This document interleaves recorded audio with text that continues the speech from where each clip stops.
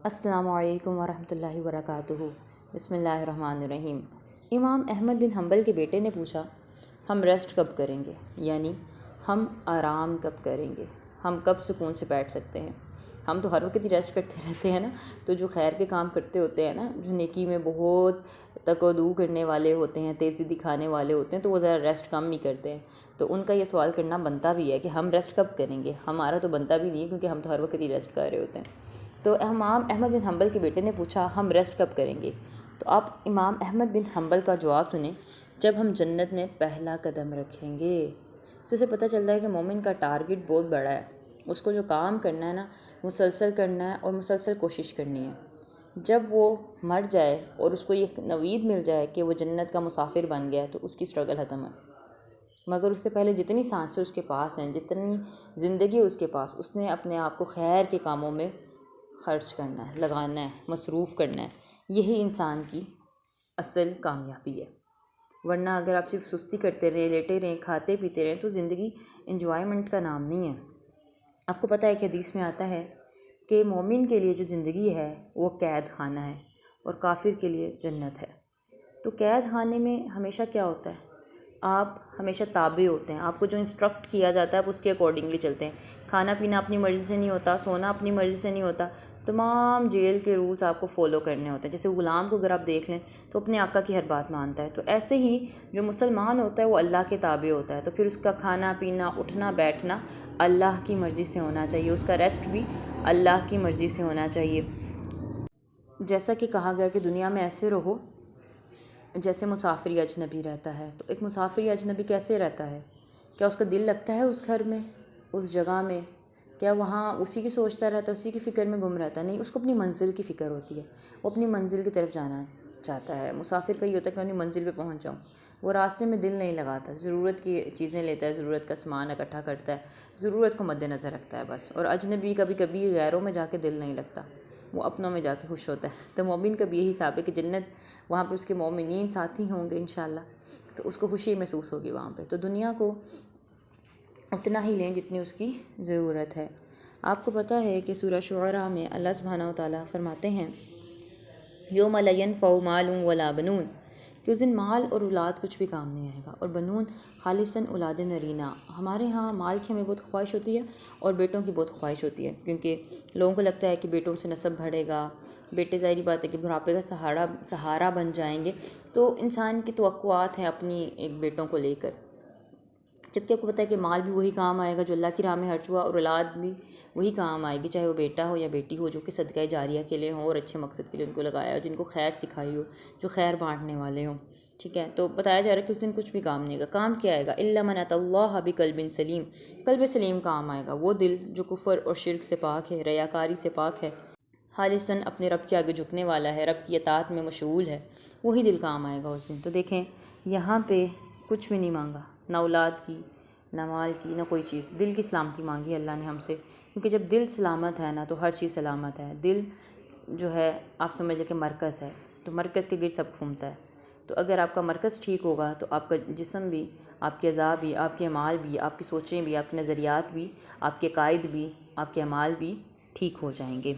तो आपको पता है कि मंजिल तक जाने के लिए वैसे भी ज़रूरी होता है कि हमारा दिल मजबूत हो, दिल साफ़ हो। तो कामयाबी यही होती है कि आप अपने दिल को साफ़ कर लें, आप अपने दिल को स्ट्रॉन्ग कर लें। रब्बि इश्रह ली सदरी व यस्सिर ली अमरी, ये दुआ आप लोग बहुत सुनते हैं। ऐसा क्यों है? क्योंकि जब आपकी दिल को कुशादगी मिलती है, आपका सीना खुलता है, उसको वुसअत मिलती है, तो आपकी नज़रियात में भी वुसअत आती है, आपके अमाल भी दुरुस्त होते हैं, आप एक अच्छे इंसान बनते हैं, रोशन चमकदार। तो इसलिए ये सिखाया गया कि मदद तलब करो, क्योंकि जब दिल खुलेगा तो तुम्हारा जहन खुलेगा, तुम्हारे अमाल अच्छे होंगे, तुम खैर ख्वाही की जानिब जाओगे। तो अपने दिल की हिफाजत करो। आप सल्लल्लाहु अलैहि वसल्लम की ओपन हार्ट सर्जरी की गई। आपको पता है कि वाक़या शरह सदर, आपको पता होगा कि जब आपका सीना निकाला गया और उसको प्योरीफाई किया गया कि दुनिया की कोई अलाइश और मोहब्बत उसमें ना रहे, उससे पता चलता है कि हम सबको अपने दिल की ओपन हार्ट सर्जरी करने की ज़रूरत है, उसको प्योरीफाई करने की ज़रूरत है।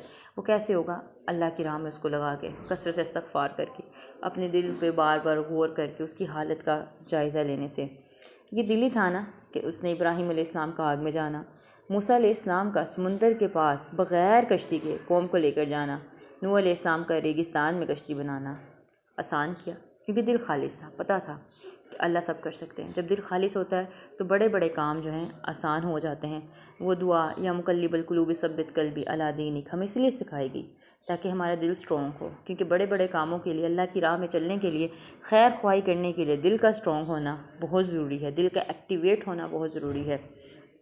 आपको पता है कि आप सल्लल्लाहु अलैहि वसल्लम एज ऑफ इग्नोरेंस में थे, हर तरफ जहालत थी, लोग नंगे तवाफ़ करते थे, कैसी बेहयाई थी वहाँ पर। मगर रसूलुल्लाह सल्लल्लाहु अलैहि वसल्लम ने कितनी प्रोग्रेस की ये सब जानते हैं, क्योंकि उन्होंने माहौल का बहाना नहीं बनाया था। हम अपने दिल की कमज़ोरी को माहौल से जोड़ देते हैं, ठीक है, माहौल होता है तंग करता है, मगर इसका ये मतलब नहीं होता कि माहौल आपको बिल्कुल नेकी से रोक देता है। लोग आप पे सख्ती कर सकते हैं, अम्बिया किराम पे सख्तियाँ हुई, मगर क्या उन्होंने अपनी रविश को बदल दिया? क्या उन्होंने नेकी को छोड़ दिया? अब रसूलुल्लाह सल्लल्लाहु अलैहि वसल्लम जिस ज़माने में थे वहाँ इतनी जहालत थी, इतनी बेहयाई थी, तो क्या उन्होंने उसको बनाया पॉइंट कि नहीं मैं कैसे इसमें पाक रहूँ? नहीं, वो तो फिर भी पाक, और उन जैसा पाक कोई हो भी नहीं सकता, उन जैसी हया किसी के पास हो भी नहीं सकती। हया जो आप सल्लल्लाहु अलैहि वसल्लम ने हमें सिखाई वो कोई सिखा भी नहीं सकता।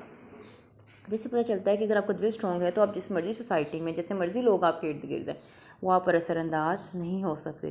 तो दिल की मजबूती सबसे ज़्यादा मैटर करती है, दिल का ख्याल रखें। आपको पता है कि अब्दुल्ला बिन मसूद की टांगों पर सहाबा की हंसी जब निकली तो रसूलुल्लाह सल्लल्लाहु अलैहि वसल्लम ने फरमाया, उहद पहाड़ से भारी हैं ये टांग, ये एक टांग। क्योंकि अब्दुल्ला बिन मसूद जो थे इल्म का मंबा थे, तकवा था, और इल्म हासिल करना तभी आसान होता है जब आदमी का दिल साफ़ होता है, ठीक है। दिल में 3 चीज़ें होनी चाहिए, खौफ, उम्मीद, मोहब्बत।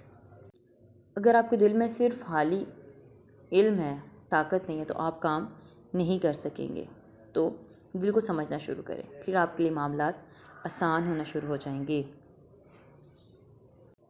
आप गौर करें कि अगर आपकी मामला ठीक नहीं है ना, तो साफ बात है कि आपका दिल ठीक नहीं है, क्योंकि हर चीज़ को आपने अल्लाह के ताबे करना है। तो 3 चीज़ें करें जिससे आपका दिल जो है एक्टिव हो जाएगा और आपका दिल अल्लाह से जुड़ जाएगा। सबसे पहली चीज़ क्या है? अल्लाह से उम्मीद को बैलेंस करना है और साबित कदमी देनी है कि अल्लाह ने मुझे ताकत देनी है, अल्लाह सब ठीक कर देंगे। ये पॉजिटिव चीज़ है कि आपको अल्लाह से उम्मीद होनी चाहिए कि अल्लाह जो है मुझे माफ़ कर देंगे, मुझसे दरगुजर करेंगे। क्योंकि बहुत सारे लोग इस डिप्रेशन में बैठ जाते हैं कि अल्लाह मुझे माफ़ नहीं करेंगे, और फिर वो कुछ भी नहीं कर सकते। तो अल्लाह माफ़ करने वाले हैं, आपको ये उम्मीद होनी चाहिए। उसके बाद खौफ। इमाम सुफियान सौरी फरमाते हैं कि वो बंदा अक्लमंद नहीं जो तकलीफ़ को नेमत नहीं मानता और अल्लाह की आसानी को मुसीबत नहीं मानता। क्यों? मोमिन अपनी खुशी और गमी दोनों में आजमाया जा रहा होता है। खुशी में क्या आप नेमत की कदरदानी करते हैं, दूसरों को नीचे तो नहीं दिखाते, और क्या उस नेमत पे आप अल्हम्दुलिल्लाह कहते हैं, और उस नेमत पे आप अकड़ तो नहीं चाहते कि वो नेमत जो है फिर आपके लिए अज़ाब बन जाए और आपसे छिन जाए। और मुसीबत में क्या आप सिर्फ रोना शुरू कर देते हैं कि मैं क्यों? मुसीबत में ये कि अल्लाह की तरफ रुजू कर लें कि मेरे रब की तरफ से ये मुझे मंजूर है, रद्दी तो बिल्लाहि रब्बा। तो ये दोनों चीज़ें आपके लिए आसान हो जाएंगी। मगर अगर आप दोनों में रवैया गलत रखेंगे तो ये चीज़ आपके लिए मुश्किल हो जाएगी। देखें, उम्मीद और खौफ बैलेंस होना चाहिए। बनी इसराइल को खौफ ज़्यादा थी कि हम लाडले हैं, ठीक है, तो ये बहुत ज़्यादा होप थी कि हम लाडले हैं तो हमें जहन्नुम की आग में सिर्फ चंद दिन छोड़ना है। तो नहीं, जो गलत करेगा उसको सज़ा मिलेगी, चाहे वो जितना मर्जी लाडला तो वही होगा जो अच्छा अमल करेगा, ठीक है। और ज़्यादा खौफ भी नहीं होना चाहिए कि आप कुछ कर ही ना बैठें और डर के मारे बस बैठे ही रहें।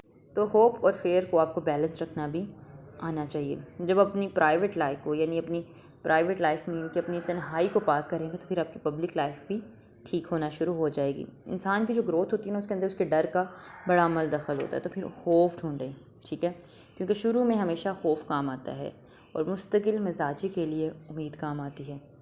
और उसके बाद तीसरा और सबसे अहम पोर्शन है मोहब्बत। आप देखें कि अल्लाह के नबी इतने ज़िंदा दिल थे कि बैतुल खुला यानी वॉशरूम से आकर भी कहते थे गुफराना का अल्लाह बख्श दे, यानी कोई लम्हा ज़ाया नहीं करते थे। तो अल्लाह से इतनी मोहब्बत होनी चाहिए कि हर वक्त अल्लाह आपको याद है ना। जब आप अल्लाह को याद ना कर सकें तो बाहर में आके करें, क्योंकि वॉशरूम एक ऐसी जगह है कि वहाँ तो आप ऐसा कुछ नहीं कर सकते ना, याद नहीं कर सकते, कुछ भी ऐसा नहीं कर सकते। तो वो बाहर आके फिर उन लम्हों का जो ये होती है मोहब्बत, ठीक है। दिल को अल्लाह की मोहब्बत और एहसान में झुकाएँ, क्योंकि मोहब्बत के बगैर इंसान दीन पर नहीं चल सकता। तो दिल की दुरुस्ती के लिए ज़रूरी है कि आप अल्लाह ताला के एहसानात को याद रखें। इंसान के जिस्म जो है ना, एक परिंदे की मानिंद है, एक उसका होप विंग है और एक उसका फेयर विंग है, और जो सर है वो मोहब्बत के लिए यानी उसको डायरेक्शन दिखाने के लिए है। दिल का मसला क्या है कि उन जगहों पर लग जाता है जहाँ इसको लगना नहीं चाहिए, और जहाँ लगना चाहिए वहाँ लगता नहीं है। तो बात यह है कि हमारा देखना, सुनना, बोलना हमारे दिल पर असरअंदाज होता है। दिल को जैसा इल्म हम देंगे वो वैसा ही बन जाएगा। दिल को फिर कभी भी झूठा इल्म नहीं देना चाहिए। दिल को 100% परफेक्शन जो है वो देनी चाहिए। ठीक है, इसको इत्तेदाल में लाएं, इसको सिखाएं, जितनी समझ है उतनी दें। क्योंकि आपको पता है कि अमाल का जो, जैसे हदीस में आता है कि इन्नमल अमालु बिन्नियात, कि माल का दार नियतों पर, ऐसे ही माल का दारोमदार उसके अख्ताम पर है। हाथ में भी हदीस में आता है कि जो उसका एंड होगा वही फिर बेहतरीन है। अगर आपका शुरू अच्छा था मगर एंड अच्छा नहीं है तो आपके अमाल फिर सही डायरेक्शन में नहीं थे। क्योंकि दिल को जैसी ट्रेनिंग दी जाएगी वो वैसा ही करेगा। तो अपने दिल को दुरुस्त करें। कैसे करना है कि दिल को अल्लाह की तरफ तवज्जो दिलाएं, अच्छे अमाल ज़्यादा करें। आपको पता है कि एक नेकी दूसरी नेकी को परवान चढ़ाती है, तो और नेकी वैसे भी पॉजिटिव एनर्जी देती है, तो नेकी करें। ठीक है, नेकी खुश करती है इंसान को, तो खुशी दें खुद को। ये वाली गुनाह अफसरदा करता है। अगर आपको नेकी खुश कर रही है, गुनाह अफसरदा कर रहे है, तो इसका मतलब है अल्हम्दुलिल्लाह आपका ईमान मौजूद है। कुरान की तिलावत कसरत से करें, क्योंकि कुरान जो है दिलों के लिए शिफा है। कुरान की तिलावत तदब्बुर के साथ करें।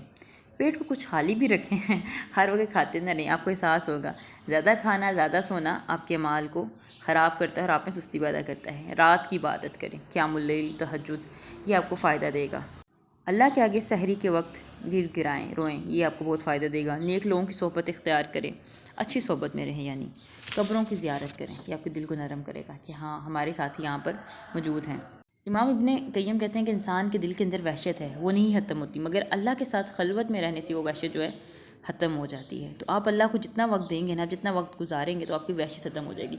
हमें समझ नहीं आ रहा होता हमें क्यों एंग्जाइटी हो रही, क्यों डिप्रेशन हो रहा है, वो वहशत होती है क्योंकि आपने अपनी रूह को फीड नहीं किया होता था।